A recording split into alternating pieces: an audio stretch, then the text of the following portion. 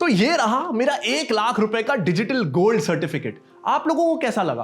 क्या हुआ, अच्छा नहीं लगा? अरे हाँ, इससे अच्छा तो मैं फिजिकल गोल्ड ही ले लेता। कम से कम आप लोगों को मेरे सोने की अंगूठी और चेन दिखती तो सही।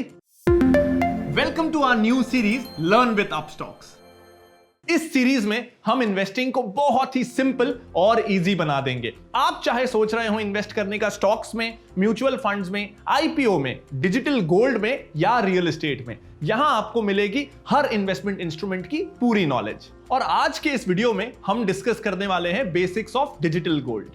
तो केवल यह सोच के कि अगर हम डिजिटल गोल्ड ले लेंगे तो वो फिजिकली हमारे पास नहीं होगा और इसलिए डिजिटल गोल्ड बेकार है और फिजिकल गोल्ड सही है, यह मान लेना ना ठीक नहीं होगा। तो आज हम इस वीडियो में जानेंगे कि डिजिटल गोल्ड और फिजिकल गोल्ड की क्या अच्छी बातें हैं और क्या बातें बुरी हैं, और अगर आपको इन्वेस्टमेंट करके अपने पैसों को बढ़ाना है तो इनमें से किसमें निवेश करना सही होगा। साथ ही आज आपको मैं बताऊंगा कि बाजार में कोई भी गोल्ड का भाव चल रहा हो, आप बाजार से 6-7% सस्ते 100% प्योरिटी वाला गोल्ड खरीद सकते हैं। यानी कि अगर बाजार में गोल्ड का रेट 50,000 का 10 ग्राम चल रहा है तो आप इस छोटी सी ट्रिक से गोल्ड को 47 या 48,000 में खरीद सकते हैं। तो आजकल आप लोगों ने देखा होगा कि कई सारी एप्स आ रही हैं मार्केट में जो आपको बताती हैं कि ये ऑप्शन सही है गोल्ड में इन्वेस्ट करने के लिए, या फिर बहुत सारे ब्लॉग्स में, वीडियोस में भी आजकल बताया जा रहा है कि डिजिटल गोल्ड में इन्वेस्ट करना चाहिए। ऐसे में मेरा ना एक थंब रूल है, वो ये कहता है कि जब कोई चीज आपको सबसे ज्यादा बेची जा रही हो उससे उतना ही दूर रहना चाहिए। तो आज मैं आपको बताने वाला हूं कि फिजिकल गोल्ड क्या है, डिजिटल गोल्ड क्या होता है और सॉवरेन गोल्ड बॉन्ड क्या होता है, और हम इन सब के प्रोज एंड कॉन्स जानने वाले हैं। लेकिन डिजिटल गोल्ड तक जाने से पहले हम ये जान लेते हैं कि फिजिकल गोल्ड में कोई आखिर क्यों इन्वेस्ट करेगा और उसकी क्या कमियां थी जिसकी वजह से डिजिटल गोल्ड में इन्वेस्ट करना पड़ा, ये प्रोडक्ट आया। और साथ ही जानेंगे किस हद तक डिजिटल गोल्ड उन कमियों को दूर करता है जो फिजिकल गोल्ड में है। तो आइए सबसे पहले जान लेते हैं कि फिजिकल गोल्ड में निवेश क्यों करना चाहिए। अगर आपको गोल्ड ज्वेलरी के फॉर्म में पहनना पसंद है तो फिजिकल गोल्ड लेना ही सही होगा। लेकिन क्या आपको पता है कि फिजिकल गोल्ड खरीदने के टाइम पर आप 10 से 15% तो सिर्फ मेकिंग चार्जेस ही दे देते हैं। यानी 50,000 का सोना खरीदने पे 10,000 के आसपास तो आपका मेकिंग चार्जेस हो सकता है। इतना ही नहीं, आप 3% जीएसटी भी अलग से देते हैं गोल्ड के भाव के ऊपर। साथ ही साथ हमेशा फिजिकल गोल्ड का चोरी होने का डर तो बना ही रहता है, और जब आप बेचने जाते हैं तो अलग से आपको मेल्टिंग चार्जेस भी देना पड़ जाता है, जिससे आपको गोल्ड की एक्चुअल वैल्यू से कम रुपए मिलते हैं। और सबसे बड़ी दिक्कत यह है कि आप 100 रुपए या 500 रुपए का सोना नहीं खरीद सकते, आपको कम से कम 1 ग्राम तो लेना ही पड़ेगा।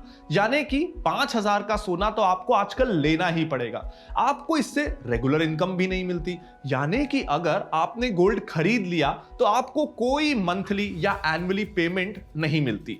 आपको प्रॉफिट का लाभ तभी मिलता है जब उस गोल्ड को बढ़े हुए दाम पर आप बेच पाते हैं।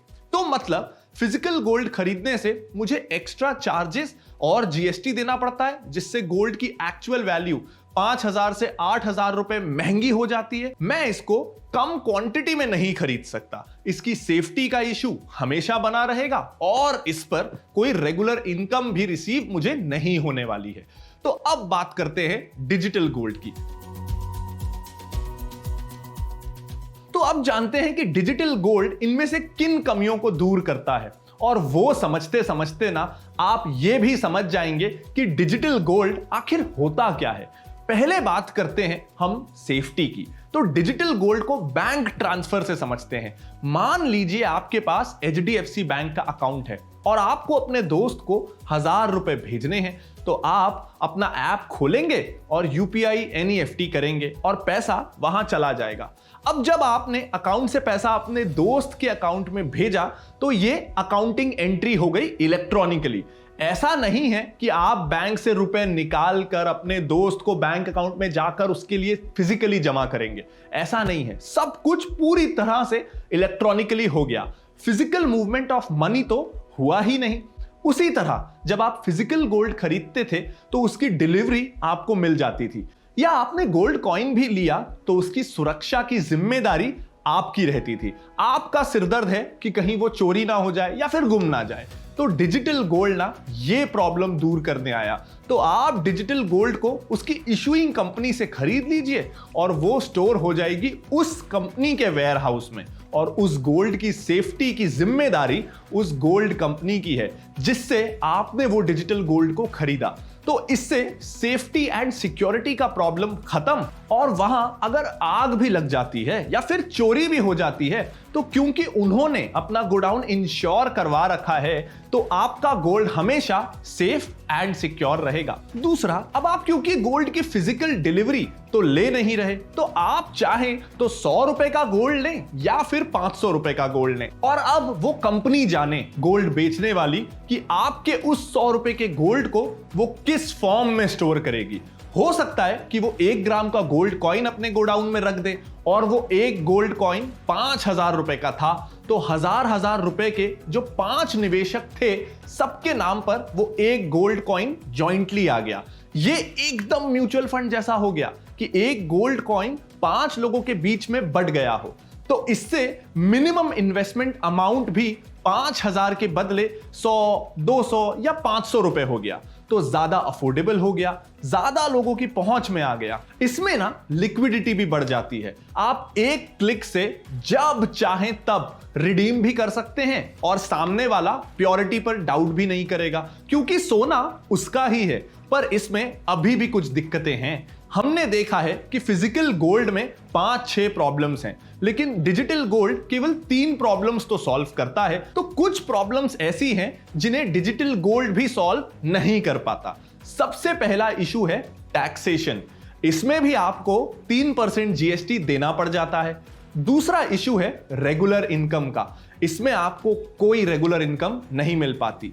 तो इन इश्यूज को सॉल्व करने के लिए है सॉवरेन गोल्ड बॉन्ड।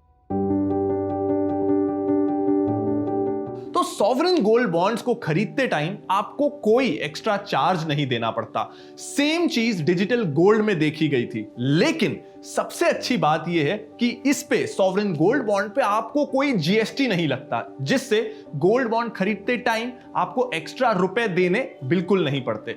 साथ में सबसे कमाल की बात यह है कि इस पे आपको 2.5% का एनुअल इंटरेस्ट भी मिलता है, जो एक इनकम सोर्स की तरह काम करता है।